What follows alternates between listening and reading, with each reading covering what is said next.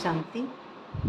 आज 19 मई 2025 मीठे बाबा की साकार वाणी है। आज मीठे मीठे बाबा कहते हैं, मीठे बच्चे आजी बाबा, श्रीमत ही तुमको श्रेष्ठ बनाने वाली है, इसलिए श्रीमत को भूलो मत। अपनी मत को छोड़ एक बाप की मत पर चलो। तो बाबा अपनी मत किसे कहते हैं? अपनी मत यानी मन की मत। मन यानी मैं मनुष्य, मन के वश, कर्मेंद्रियों के वश। तो अपनी मत यानी कैरेक्टर की जो दुनिया है उसको सच समझना, परिवार को, घर गृहस्थ को और कलयुगी बातों को, पूरी दुनिया है वह, उसमें अपना भी कुछ एक अहम हिस्सा समझना। तो ये जो मैं खुद हूँ, कर्तापन, इसी को हम कहते हैं कि ये पूरी मत। तो इस मत को भूलना है। इस दुनिया की जो भी मत है वह मेरी मत नहीं है, क्योंकि मैं हूँ कर्ता और बाबा हमको कर्ता से दूर लेके जाना चाहते हैं। कर्तापन, देह भान, रावण से परे, उसी को कहेंगे श्रीमत। श्रीमत यानी एक पाप की निराकार परम पिता परमात्मा का सत्य, उसे कहेंगे श्रीमत। तुमको श्रेष्ठ बनाने वाली है और वही मत, एक जो अवस्था है वह आपको श्रेष्ठ बनाने वाली है। इसलिए श्रीमत को भूलो मत। इसलिए जो परमात्मा की श्रीमत है उसको भूलो मत। मत को छोड़ एक बाप की मत पर चलो। कि ये मत छोड़ दो जो मनमत है, परमत है, जो पराई वश कर्मेंद्रियाँ कर लेती है, उनको छोड़ना है। जो ड्रामा में हम डूब जाते हैं, ड्रामा को सच समझ लेते हैं और ये ड्रामा एक कहानी है, इस कहानी में डूब जाते हैं। तो ये सच समझना, इस झूठी दुनिया को, इस पतित दुनिया को अपना मान लेना, उसे ही कहेंगे मत को छोड़ो। और एक मत जो बाबा की श्रीमत, उसको याद रखो। तो श्रीमत में बाबा हमको यही समझाना चाहते हैं कि जैसे बाबा किसी के भी रोल को, किसी के भी शरीर को या किसी भी भौतिक सुख सुविधाओं को देखता नहीं है, उसी तरह मैं भी आत्मा किसी को भी नहीं देखती, सिर्फ एक सूक्ष्म को ही देखती हूँ, किसी का रोल नहीं और संकल्पों से भी मेरी पहचान नहीं। कोई क्या है, कैसा है, कोई भाई आत्मा कैसी भी है। अब यहाँ पे हमको सिर्फ उसकी चेतना को ही देखना है। मैं एक चेतना हूँ सूक्ष्म अवस्था में, तो मैं उनकी भी चेतना को ही देखूँ, उनके रोल को जज नहीं करना है। यही बाबा हमको समझाने की कोशिश कर रहे हैं। तो यही है श्रीमत, कि सिर्फ हम सूक्ष्म को देखें। प्रश्न में बाबा कहते हैं, पुण्य आत्मा बनने की युक्ति क्या है? तो पुण्य आत्मा में पहले तो जो हमारे पुण्य आत्मा में मैं खुद पहले पुण्य आत्मा बनूं। बात तो यहाँ पे आ रही है खुद के लिए, कि पहले हम खुद विघ्न विनाशक बने। कोई भी विघ्न, कोई भी माया आत्मा को ना हिलाए। तो वह होती है जो स्थिति, उसके लिए बाबा कह रहे हैं कि पुण्य में यहाँ पे जो आत्माभिमानी स्थिति होती है उसमें पुण्य और पाप नहीं होते। लेकिन जो देह में, कैरेक्टर में है, मन के वश कर्मेंद्रियाँ हैं, वहाँ पाप और पुण्य दोनों वाली अवस्था होती है। क्योंकि वहाँ पे अंदर में जो कैरेक्टर में सजाएं खाते हैं वहाँ पे दोनों स्थिति आती हैं और आत्माभिमान स्थिति में सिर्फ पुण्य होते हैं। तो इसके लिए पहले खुद को बनना होगा विघ्न विनाशक। उसके बाद में जो कर्म है मेरे सहित, पहले तो मेरे सहित सबको मेरे सहित सबको सुख पहुँचे। तो पहले खुद को पहुँचेगा सुख। पहले मैं सुख स्वरूप, आनंद स्वरूप, प्रेम स्वरूप, शक्ति स्वरूप और पवित्र स्वरूप, सारे ही स्वरूप पहले खुद के हों, सातों गुण आठों शक्तियों में, तभी दूसरों को उस स्वरूप में देख सकेंगे। तो ये पुण्य आत्मा बनने की युक्ति आज बाबा बता रहे हैं। प्रश्न में कहते हैं पुण्य आत्मा बनना है तो सच्ची दिल से, प्यार से एक बात को याद करो। दूसरे पॉइंट में कर्मेंद्रियों से कोई भी विक्रम न करो, क्योंकि कर्मेंद्रियों से जैसे ही हम कर्मेंद्रियों के वश हो जाते हैं तो ये 10 इंद्रियां, 10 रथ, तो ये 10 रथों पे जब मैं आत्मा सीट पे सेट रहती हूँ तब कर्मेंद्रियों को वश कर पाती हूँ। लेकिन जैसे ही कैरेक्टर में नीचे आ जाते हैं, आँख ने कुछ भी देखा और विचार कर लिया, कान ने कुछ भी सुना और अलग बुद्धि चली गई, किसी ने मुख से कुछ बोला कर्मेंद्रिय वश और मैं भी उसी के वापस जवाब देने लग गई, तो ये सारे ही कर्मेंद्रिय वश है। अब इन्हीं से हमको उपराम स्थिति में टिकना है। और ड्रामा को ये झूठ था तो ये झूठ जब ही होगा जब मैं सत्य में टिकूंगी, और जब तक हम सत्य में नहीं टिकते हैं तब तक हम कर्मेंद्रियों के वश रहेंगे, तब हमको ये सब सच्चा लगेगा। चाहे आप उसको अगले को कितना भी समझा लो, उनको समझ में नहीं आएगा, क्योंकि वे अपनी जगह ठीक है। वे आत्माएं, यानी आत्माएं क्या कहेंगे उनको, वह मन अपनी जगह सही रोल एक्ट कर रहे हैं, तो वो एकदम परफेक्ट है। इसीलिए सबकी स्थिति नंबरवार पुरुषार्थ अनुसार अलग अलग है, तो वो करेंगे। इसलिए कर्मेंद्रियों से कोई भी विक्रम न करे। तो पहले कर्मेंद्रियों को जीतना पड़ेगा, तभी विक्रम नहीं होगा। जब तक कर्मेंद्रिय जीत नहीं बनते तब तक हमारा चलता ही रहता है कैरेक्टर का पार्ट। सबको रास्ता बताओ, अब रास्ता बताना हम सबका काम है। फिर बाबा जो है निराकार, वही शक्ति है, ब्रह्मा बाबा द्वारा वही समझाएंगे। हमारा पार्ट है उनको रास्ता बताना। अपने दिल से पूछो, अपने दिल से पूछो यह पुण्य हम कितना करते हैं, अपनी चेकिंग करो। ऐसा कोई कर्म न हो जिसकी 100 गुना सज़ा खानी पड़े। तो चेकिंग करने से पुण्य आत्मा बन जाएंगे। जितनी चेकिंग करेंगे, चेक एंड चेंज, अंदर ही अंदर संकल्प विकल्प जितने टकराव कर करके और अपना मन माइंड को जितना उपराम ले जाएंगे, सतो बनाएंगे, तो ये मन माइंड जितना ऊपर जाता जाएगा मन मना भाव से, उतना ही हम स्थिति में ऊपर पहुंचते जाएंगे और तभी आत्मा बन जाएंगे, यानी पुण्य आत्मा बन जाएंगे। तभी हम तो जब ही होगा जब हम, तो ये जिसकी गुना जो सज़ा होती है ना, 100 गुना सज़ा हो रही है, तो सज़ा 100 गुना बढ़ जाती है।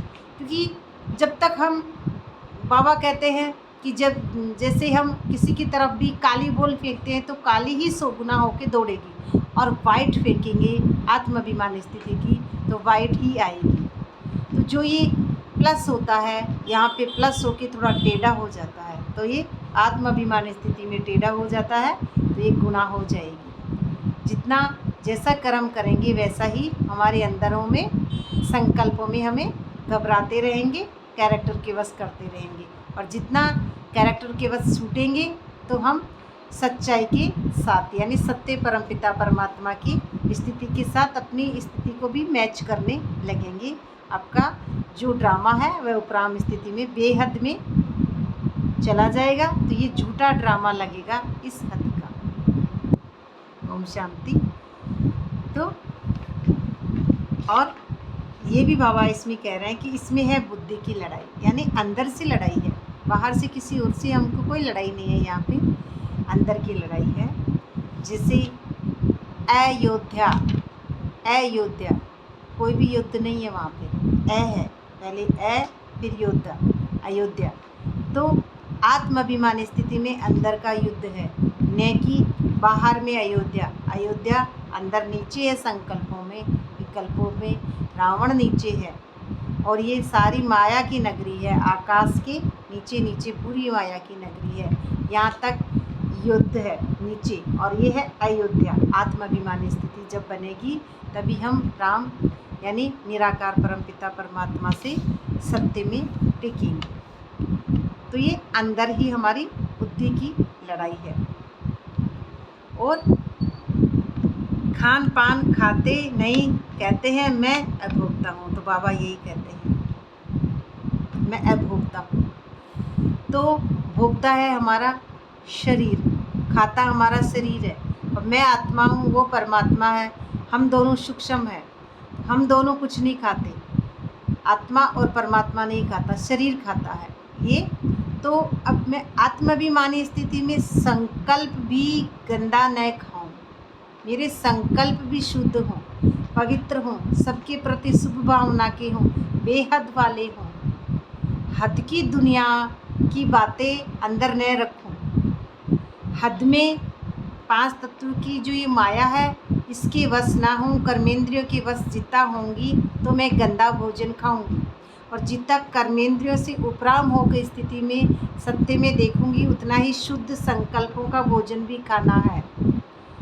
बाहर का भोजन तो खाना ही है शुद्ध, लेकिन अंदर में संकल्प भी शुद्ध हो, सबके प्रति समान हो, प्योर हो, पाप समान हो, यही भोजन खाना है आत्माभिमानी स्थिति का भी।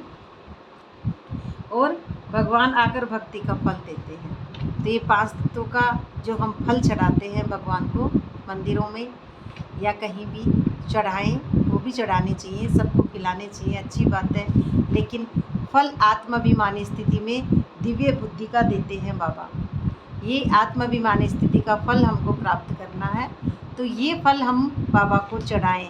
ये पूरा जो हमारा रावण की जो झूठी दुनिया है उसको चढ़ाएं, व्यर्थ के खाते को हम पूरे को ख़त्म कर दें, और ये जो है वो बाबा का है, जो फल है बाबा का है, मेरा कुछ नहीं, मैं एक सूक्ष्म हूँ।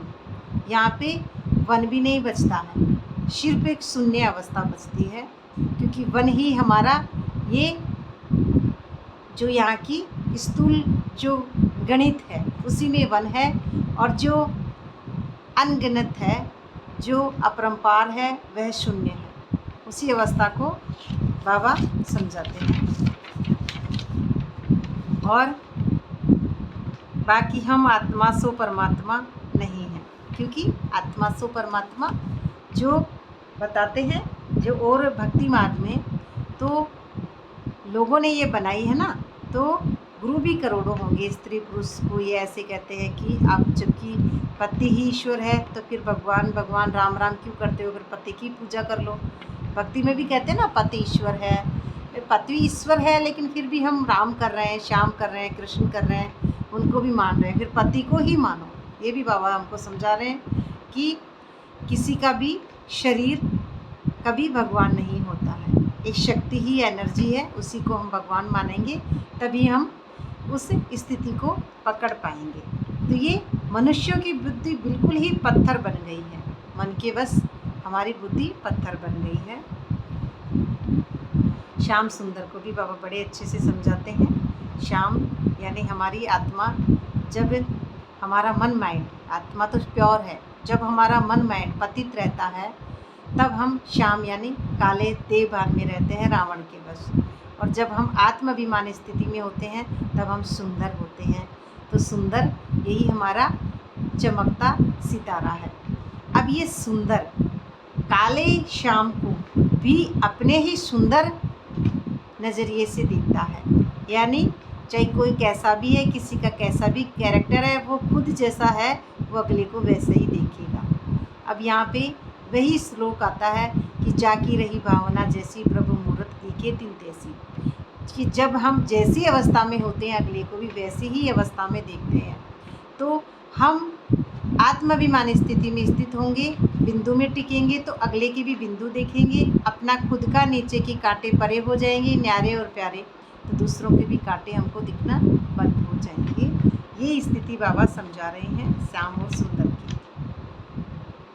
और ये भी है कि रात के बाद दिन आता है, तो वैसे संगम युग के बाद फिर सतयुग आना है, यानी आत्माभिमानी स्थिति में चक्र फिरता रहता है। तो ये चक्र वापस फिरेगा और बाकी यहीं आएगा। तो आकाश में अथवा पाताल में दुनिया नहीं है, आकाश में ऊपर भी दुनिया नहीं है, 5 तत्व से पुतले भी ऊपर भी दुनिया नहीं है, और नीचे भी दुनिया नहीं है। ये पूरी दुनिया हमारे इस देह में है। पाताल माना आत्माभिमानी स्थिति के नीचे नीचे, ये पूरी हमारी शक्तियाँ पाताल में बॉटम में जा चुकी है। अब इन्हीं शक्तियों को हम जब पापा को याद करेंगे तो हम तमो बन चुके, फिर रजो बनेंगे, फिर वापस सतो बनेंगे, तो आकाश तत्व से पार हो गए। अब हम स्वयं स्वयं के स्थिति को पहचानेंगे और स्वयं स्वयं को जानेंगे कि मैं कुछ नहीं, ये जो कैरेक्टर है वो मैं नहीं, मैं एक सूक्ष्म हूँ, और सूक्ष्म ही आकाश से परे और पाताल से परे होती है, कुछ भी नहीं है। सूक्ष्म यानी अपना अस्तित्व ही खत्म करना, अभोक्ता, अयोनि और अजन्मा, यही एक बिंदु स्वरूप स्थिति है। और इसी में हिंदू, मुस्लिम, सिख, ईसाई आपस में हम भाई भाई इसी स्थिति को बाबा ऐसे समझाते हैं। और यहाँ ही है, झाड़ भी एक ही है। अब यही झाड़ है सतयुग का, जो हमारे अंदर में आत्माभिमानी स्थिति की, फिर या नीचे नीचे जो कैरेक्टर का भान है, ये गंदा झाड़ था। अब यही कलयुग की बातें हैं, यही पतित है, यही पुरानी दुनिया है, इसी को हम सच समझते रहते हैं और हम देवभान में जाते रहते हैं और सच समझते हैं। तब तक हम इसको आकाश और पाताल और सब कुछ समझते हैं, सच समझते हैं ड्रामा को, तब तक हम इसी गंदी दुनिया में जीते रहते हैं। और जब हम सत्य के भाव में जाएंगे, सतयुग में जाएंगे, तभी हम आत्माभिमानी स्थिति से ही उसको समझते हैं कि मैं कुछ भी नहीं हूँ। और ये पाप के बारे में बाबा कहते हैं कि श्रीमत पर चलना है तो मुख्य बात है कि कोई पाप नहीं करना है। नंबर 1 पाप है विकार में जाना, तो सारे ही पाप है कैरेक्टर के पास। ऐसे मत समझो। और ये आगे आएगा रिश्वत वाला, चोरी का, जाने जाना भाग, ये आगे हैं। और एक ये भी बाबा कहते हैं कि बहुत पाप करते हैं तो इससे हो कि आप हमको पढ़ाते हैं खुशी रहनी चाहिए, तो भविष्य नई दुनिया में प्रिंस प्रिंसेस बनेंगे तो कितनी खुशी रहनी चाहिए। परंतु बच्चे तो अभी तक भी मुरझाते ही रहते हैं माना कैरेक्टर के बस हो जाते हैं और ये दुनिया सच्ची समझने लग जाते हैं। जितने भी कर्मेंद्रिय के बस हो जाएंगे तो वह अवस्था ठहरती नहीं है, आत्माभिमानी अवस्था ठहरती नहीं है बच्चों की। तब वह इसी तरह से अपनी कर्मेंद्रिय के बस हो जाते हैं, माना मुरझा जाते हैं। छुई मुई का फूल होता है, हाथ लगाते हैं मुरझा जाते हैं। ऐसे ही हम भी कभी दुखी हो जाएंगे और जब हमारी कोई तारीफ़ करेगा या हमारे साथ अच्छा होगा परिवार के साथ, तो खुशी हो जाएंगे। ये नहीं पता है कि मैं आत्मा हूँ, मैं चेतना हूँ। ये समझ लेते हैं कि मैं शरीर हूँ और ये मेरे शरीर के बच्चे सच हैं और इन्हीं के अंदर अपनी दुनिया गंवाते रहते हैं। अब दुनिया माना हमारा समय, जो समय है हमको कीमती मिला है, उसी में हम हमारे व्यर्थ के खाते में लगे रहते हैं। तो उसमें दुनिया, उसी को सच समझना, ऐसे समय गंवाते रहते हैं। और ये कहते हैं बाबा कि विनाश के लिए रिहर्सल भी होगी। अब ये हमारी रिहर्सल भी है यहीं पे, तो कैलेमिटीज़ भी होंगे, भारत को कमज़ोर करते जाएंगे, तो बाप खुद कहते हैं ना। तो ये कैलेमिटीज़ यानी ये कैलेमिटीज़, भूकंप, ये बात तो है जो है बाहर, लेकिन अंदर में भी हमारे राग, द्वेष, छल, कपट, ईर्ष्या, ये सारे कैलेमिटीज़ हैं। ये भी परिस्थितियाँ हैं, ये परिस्थितियाँ माया है, यही भूकंप है, ये स्थिति है। इनसे भी हमको परे होना है। अभी हमें इन्हें कैलेमिटीज़ से परे हो जाएंगे तब हम आत्माभिमानी स्थिति में टिकेंगे। तो अंदर में हमारा जितना विनाश होगा उतना ही हम सत्य अवस्था में टिकेंगे। अंदर की स्मृतियों से पुरानी विस्मृति हमारी पूरी ख़त्म हो जाएंगी, तो आत्माभिमानी स्थिति में हमारी वृत्तियाँ सही सही होने लगेंगी। तो ये और 21 जन्म के लिए कभी रोगी नहीं होंगे। रोगी माना ये रावण ही रोग है हमारा, ये रावण देहभान हमारा। 21 जन्म तक हम रोगी नहीं होंगे, माना हम शरीर से भी स्वस्थ रहेंगे और माइंड में हम जो रोगी हो चुके हैं रावण में, फिर हम आत्माभिमानी स्थिति में हर स्थिति में ही हम स्वस्थ होते हैं। संकल्प ही स्वस्थ करेंगे, समझेंगे स्वस्थ और सभी स्वस्थ। तो उसी स्थिति में हमारा जो शरीर है वह भी स्वस्थ और हमारी स्थिति है वह भी स्वस्थ, दोनों ही होती जाती हैं।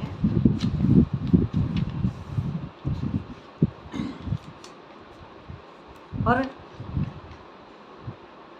ये भी बाबा समझाते हैं कि इन सबको छोड़ो और अब इन सब का भी मुझे उद्धार करना है, और कोई की ताकत नहीं जो ऐसे कह सके कि बाप ने ही कहा है। मैं इन साधुओं को अभी उद्धार करता हूँ। तो बाबा सभी का उद्धार करते हैं जो कैरेक्टर के वजह से। तो अपने दिल से हमको पूछना है कि हम बाबा से कितना प्यार करते हैं। अच्छा, मीठी मीठी सी किल्लते बच्चों प्रति माता पिता बाप दादा का याद प्यार। गुड मॉर्निंग, नमस्ते नमस्ते नमस्ते बाबा। शुक्रिया। धारणा के लिए मुख्य सार। बाप जो अविनाशी ज्ञान रत्नों का खजाना देते हैं उनका कदर करना है। अविनाशी ज्ञान रत्नों का खजाना आत्माभिमानी स्थिति, होली अंश स्थिति। मैं हंस हूँ, बगुला नहीं। बगुला जब हम कैरेक्टर के वश होते हैं तो हम बगुले जैसी देवभान की बातें करते हैं, और हंस माना आत्माभिमान स्थिति में जितने होंगे उतने दिव्य रत्न होंगे, उतने ही खजाने होंगे आपके पास, और वही खजाने की हमको कदर करनी है। जो 7 गुण 8 शक्तियाँ बाबा की, जो हमारे दिव्य जो ज्ञान है उसी के नज़रिए से सबको तोलना है, बराबर एक समान सभी की दृष्टि में रखना है। तो बेपरवाह बन पाप कर्म नहीं करना है। बेपरवाह माना हम लापरवाह बन जाते हैं या बेपरवाह बन जाते हैं कैरेक्टर के वश, और ड्रामा को सच्चा समझने लग जाते हैं, ड्रामा में डूब जाते हैं। तब अगर निश्चय है भगवान हमको पढ़ाते हैं तो अपार खुशी में रहना है। दूसरे पॉइंट में, ईश्वर के घर में कभी चोरी आदि करने का ख्याल न आवे। जो स्थूल बातें हैं उनमें भी चप्पल का और कई बातें, जैसे बगीचे में कोई चीज़ तोड़ के खा लेना, तो ये चोरी तो है ही। तो ये स्थूल चोरी की भी बात आ रही है यहाँ पे। तो ये आदत बहुत गंदी है। कहा जाता है कख का चोर सो लख का चोर। चाहे कख का हो छोटी सी, चाहे कण का, चाहे मण का, चोर तो चोर है। अब ये बातें बाहर है। आत्माभिमानी स्थिति में भी एक चोरी होती है कि हम किसी के प्रति संकल्पों में कुछ भी गंद खाते रहते हैं। कोई भाई कैसा है उसको क्षमा नहीं करते हैं, कह देते हैं मैंने इसको क्षमा कर दिया, कह तो देते हैं कर दिया ना क्षमा भाई, लेकिन अंदर में गंद रखते हैं। तो ये भी एक चोरी है। खाता क्लियर ना करना, पूरा अंदर से उस बात को ख़त्म ना करना, डिलीट ना करना, तो ये भी एक चोरी होती है हमारी जो अंदर की स्मृति की। इसको भी हमको नहीं करना है। अपने अंदर से पूछना है हम कितना पाप आत्मा बने हैं। ये अंदर से पूछना है कि हम कितने पाप आत्मा बने। आत्माभिमानी स्थिति में जो हम स्थिति पुण्य वाली बना रहे हैं तो क्या वह हमारी बननी है, अंदर से पूछना है। वरदान में बाबा कहते हैं निर्बल दिल शिकस्त असमर्थ आत्मा को एक्स्ट्रा बल देने वाले रूहानी रहमदिल भव। क्योंकि निर्बल वह जभी है क्योंकि उसकी जो कर्मेंद्रियाँ हैं वह अभी स्थूल में रमण कर रही है। आत्माभिमानी स्थिति में निर्बल नहीं होता है, आत्मज्ञानी बलवान होता है ना। तो जितना आत्माभिमानी स्थिति को पकड़ेंगे तो वो तो होगा बलवान, लेकिन जो निर्बल है, कर्मेंद्रियों के वश है, कमज़ोर है, दिल शिकस्त है, क्रोध आ जाता है, ईर्ष्या आ जाती है, नफरत आ जाता है, निंदा करता है, या कोई भी कैरेक्टर के बस इस 5 तत्व के पुतले को सच समझ रहा है, झूठी दुनिया को सच समझ रहा है, अपने परिवार को सच समझ रहा है। जैसे धृतराष्ट्र था महाभारत में, पट्टी बांध रखी थी, उसको अपने ही बेटे अच्छे लगते थे। ऐसे ही हम भी इस झूठी दुनिया को सच समझ रहे हैं। किसी भी रोल को, परिवार को ही नहीं, किसी भी रोल को ड्रामा से न्यारा और प्यारा नहीं हो पा रहे हैं, तब तक हम धृतराष्ट्र ही हैं, संजय नहीं बने। संजय हम जब ही बनेंगे जब हम उपराम स्थिति से हम रहमदिल बन जाएंगे, यानी बाप समान बन जाएंगे। तो एक्स्ट्रा बल देने वाले, अब उन आत्माओं को जो कमज़ोर हैं उनको आप एक्स्ट्रा बल देंगे। एक्स्ट्रा बल कौन देंगे? जो आत्माभिमानी स्थिति में टिक गए, अब वह कमज़ोर को एक्स्ट्रा बल देंगे। तो ऐसा सहयोग देना है, उसके लिए भी हमको पहले अनुभव मूर्त बनना है खुद को, तभी तो देंगे। और अब हमारे पास अगर अनुभव नहीं है तो हम सहयोग किसी को नहीं दे सकते, इसलिए पहले अनुभव मूर्त बनना है। स्लोगन में बाबा कहते हैं सदा एक बाप के श्रेष्ठ संग में रहो तो और किसी के संग का रंग प्रभाव नहीं डाल सकता। क्योंकि जो वर्षा हमको बाबा से मिलती है, अगर हमारे बाबा बुद्धि में हमेशा हैं तो हम दूसरा कुछ कोई घुसने के लिए जगह नहीं रहती है। क्योंकि रावण निकल गया तभी राम आता है। अब राम जब खुश है आत्माभिमानी स्थिति में, कर्म योगी आत्मा है, तो उसके साथ में कोई भी 5 तत्वों का पुतला और उस पर अटैक नहीं डालता है, क्योंकि वह शांत स्वरूप, साइलेंस स्वरूप पहले से ही है। अब उसकी कोई अशांति को ख़त्म नहीं कर सकता है। हाँ, ड्रामानुसार संकल्प आते जाते रहते हैं, लेकिन वह आत्मा संकल्पों से पहचान नहीं बनाती है। तो इसे ही कहेंगे कि हम एक जो रंग है, तो एक रंग हमको लगा रहता है बाप का, तो फिर किसी के दूसरों का रंग नहीं चढ़ता है। अव्यक्त इशारे में बाबा कहते हैं कि जो प्योरिटी के साथ साथ चेहरे और चलन में रूहानियत की पर्सनैलिटी को धारण कर इस ऊंची पर्सनैलिटी के रूहानी नशे में रहे, ऊंची यानी आत्माभिमानी स्थिति के नशे में रहे, अपनी रूहानी पर्सनैलिटी को स्मृति में रख सदा प्रसन्नचित्त, और प्रसन्नचित्त वही रहेगा जो अपने नीचे के प्रश्नों से उलझन उसकी ख़त्म हो गई हो, कैरेक्टर से अपनी उलझन ख़त्म हो गई हो, तो ही वो प्रसन्न रहेगा।